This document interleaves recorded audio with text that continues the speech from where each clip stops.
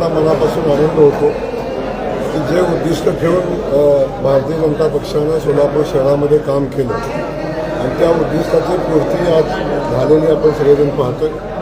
जे विकासाचे विजन माननीय मुख्यमंत्री देवेंद्र फडणवीस साहेबांच्या नेतृत्वाखाली सोलापूर शहराला आम्ही दाखवलं होतं, त्या विजनवर सोलापूर शहराने विश्वास ठेवला आणि याच्या अगोदर जी आश्वासनं आम्ही सोलापूर शहराला दिलेली होती त्या प्रत्येक आश्वासनाची पूर्ती झाल्यानंतर शहरानं भरभरून आशीर्वाद आमच्या नगरसेवकांना दिलेले आहेत आणि ना बोलताना भविष्यातील अशा पद्धतीचं यश या निमित्तानं शहरामध्ये दिलेलं आपण सगळेजण पाहतो. त्यामुळं आज आनंदाचा दिवस आहे आणि सगळ्या आमच्या नगरसेवकांना या निमित्तानं एकत्र बोलवणं, त्यांच्यासोबत चर्चा करणं आणि त्यांच्यासोबत स्नेहभोजन घेणं, त्याच वेळी आमच्या पत्रकार बांधवांच्या सोबत स्नेहभोजन घेणं हे वास्तविक आता आजच्या कार्यक्रमाचं नियोजन आहे.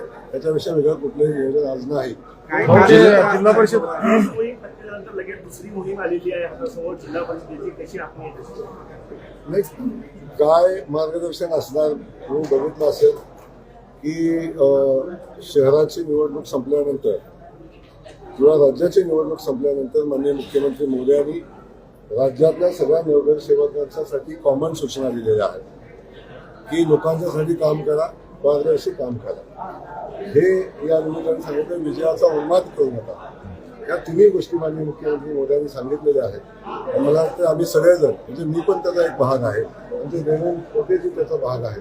आमच्या सगळ्या लोकांनी प्रचंड मेहनत घेतली. देवेंद्र कोटेचे असतील, सचिनदादा असतील, आमच्या सगळ्या टीम असतील, खास करून रोहिणीताई तळवळकर असतील, प्रचंड मोठी मेहनत घेतली. त्या मेहनतीचं फळ आपण बघताय की आता आज 87 नगरसेवकांची सोलापूर शहरातली एकत्रित अशी ऐतिहासिक बैठक आज या ठिकाणी होते आणि मला वाटतं सोलापूरच्या इतिहासातली पहिली एका पक्षाची एका वेळी 87 नगरसेवकांची पहिली बैठक होताना आज आपण सगळेजण पाहतो. जिल्हा परिषद सोबळावर लढणार निकष काय असतील 87 मध्ये पदाधिकाऱ्यांच्या निवडीचे निकष काय? आजचा विषय पदाधिकारी निवडीचा नाही, निकष ठरवण्याचा नाही, महापौर ठरवण्याचा नाही, स्वीकृत ठरवण्याचा नाही.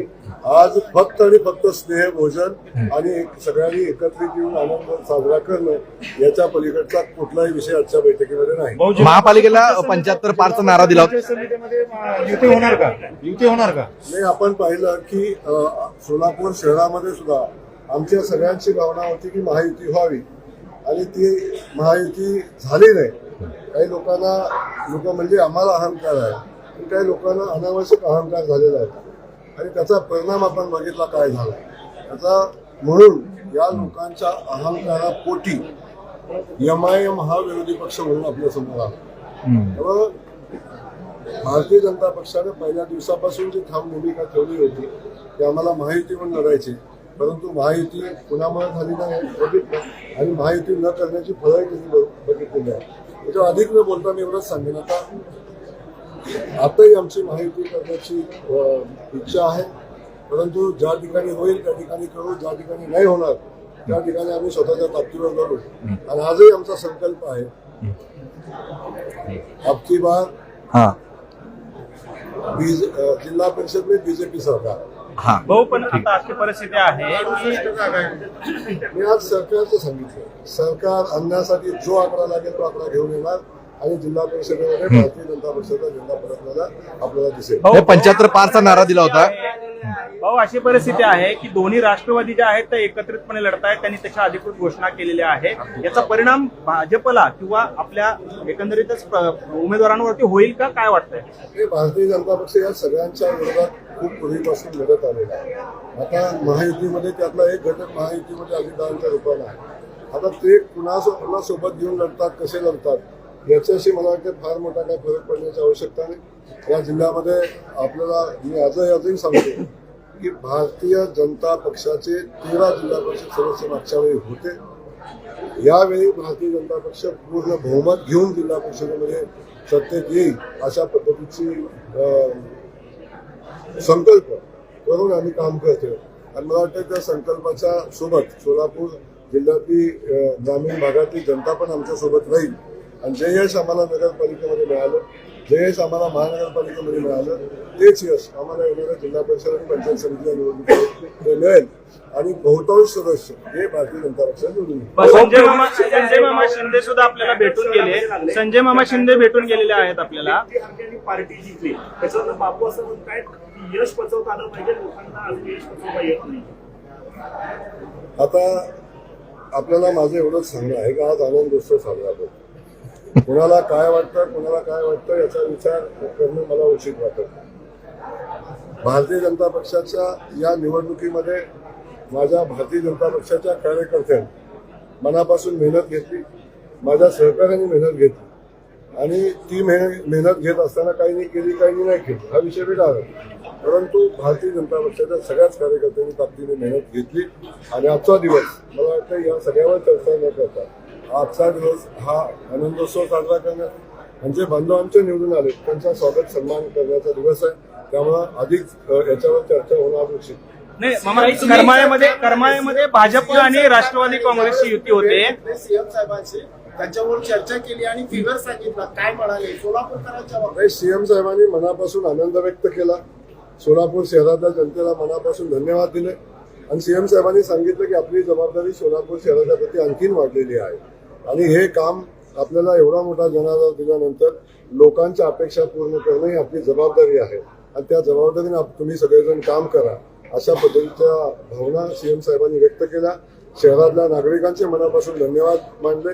ज्या ज्या लोकप्रतिनिधींनी यामध्ये भाग घेऊन या निवडणूक जिंकण्यासाठी प्रयत्न केले त्यांनाही मनापासून त्यांनी धन्यवाद दिले, त्यांचंही कौतुक मनापासून केलं आणि निवडून आलेल्या सगळ्याच नगरसेवकांचं कौतुक केलं. भाऊ, तुम्ही 2-3 दिवस अगोदर म्हटलं होतं की काँग्रेसच्या किंवा परिषदेच्या 3च सीट येतील म्हणून, एवढा कॉन्फिडन्स कुठून आला होता? हा? तुम्ही अगोदर म्हटलं होतं की काँग्रेसच्या किंवा प्रणिताईच्या 3 जागा येतील, एवढा कॉन्फिडन्स कुठून आला होता? मी जमिनीवर काम करत होतो. मी शहराच्या गल्ली बोळामध्ये प्रत्येक समाज बांधवांशी भेटत होतो, सगळ्यांशी बसत होतो, चर्चा करत होतो. तेव्हा आपण पाहिलं असेल की आमचे खास करून इथं देवेंद्रजी कोटेजी उभे आहेत. त्या माणसाचा शहराचा प्रचंड मोठा अभ्यास, अगदी गल्ली बोळाचा, छोट्या छोट्या समाजाचा प्रत्येक व्यक्तीचा अभ्यास असणारा एक लोकप्रतिनिधी आमच्यासोबत निवडणूक लढत होता. पण अशा वेळी काँग्रेस पक्षाचा उमेदवार कोण आहे हे सुद्धा त्यांना माहिती नाही. काँग्रेस पक्षाच्या प्रचाराच्या मोहिमेमध्ये ते सहभागी झाले नाहीत. या शहरामध्ये जाहीरनामा काय असावा, शहराला काय पाहिजे याची माहिती नाही. अशी माणसं दिल्लीत बसून जेव्हा या निवडणुकीचं नियोजन करतात तेव्हा याच्यापेक्षा चांगला निकाल येऊ शकत नाही माझी खात्री होती आणि त्यामुळं ती माझी खात्री मी व्यक्त केली. भाऊ, ते असं म्हणतात की झुकना हमारी फिक्रत नाही. की हा पराभव अंतिम नाही, आत्मपरीक्षणातून आम्ही नवीन लढाई लढू. त्याचबरोबर ते असं म्हणतात की झुकना हमारे फिक्रत नाही, 2 कदम पीछे हटे, अगली छलांग लगाने को. 2 कदम पीछे नहीं हटे है, 2 कदम पीछे नहीं हटे, 50 कदम नीचे गिरे है, पर फिर भी गिरे तो भी टांग ऊपर, अशा पद्धतीची भूमिका घेऊन जर आपण बोलणार असू तर मला वाटतं याच्यापेक्षा वेगळं काय असू शकतं. माझं काहीच म्हणणं नाही. काही खूप मोठ्या पॉलिटिशियन आहेत, दिल्लीच्या राजकारणामध्ये आहेत, राहुल गांधीच्या जवळ आहेत, तिथला अभ्यास खूप चांगला आहे आणि अशी एक नेता शहराला मिळाल्या की जे दिल्लीत बसून शहरातलं काम करतात, शहराच्या सगळ्या व्यवस्थेवर लक्ष ठेवतात. त्यामुळे एवढी दूरदृष्टी असलेल्या नेत्या या शहराला मिळाल्याचा आनंद आहे. भाऊ, करमाळ्यामध्ये भाजप आणि राष्ट्रवादी अजित पवार गटाची युती होते अशी एक चर्चा आहे. संजय मामाने देखील आपली भेट घेतली. करमाळ्यामध्ये संजय मामा शिंदेने आपली भेट घेतली आणि भाजप आणि राष्ट्रवादी काँग्रेसची युती होण्याची चर्चा आहेत. काय नक्की यामध्ये? नाही, आमच्या दोघांच्या युतीचा प्रस्ताव समोर आला आणि आमची साधक चर्चा झाली नाही. अंतिम निर्णय उद्या होईल. परंतु करमाळ्यापुरता जो विषय आहे तर आम्ही सोबत लढण्याचा निर्णय करतोय, अजून झालेला नाही. जर सगळं व्यवस्थित झालं तर करमाळ्यापुरता आमचा निर्णय होईल. बाकी ज्या ज्या ठिकाणी आवश्यक आहे त्या ठिकाणी युती होईल. ज्या ठिकाणी आमचं युती होणार नाही, खास करून अक्कलकोटमध्ये सचिन दादा सोबत आमच्या कोणाची युती होणार नाही, आमचं सचिन ठिकाणी आपण युती होईल अशा ठिकाणी आपण करू. तिथं होणार नाही, तिथं होणार. ऑपरेशन लोटस चाललंय का बंद झालं? निवडणुकीमध्ये आपण निशाणा साधलाय आणि असं करून तुम्ही इशारा करता. ट्रिगर नेमकं कोणावर होतं? हा? ट्रिगर नेमकं कोणावर होतं? ट्रिगर कुणावर? माझं ट्रिगर कुणावर होतोय सोलापूरच्या जनतेला माहिती आहे, पत्रकारांना माहिती असायलाच पाहिजे असं माझं मत आहे.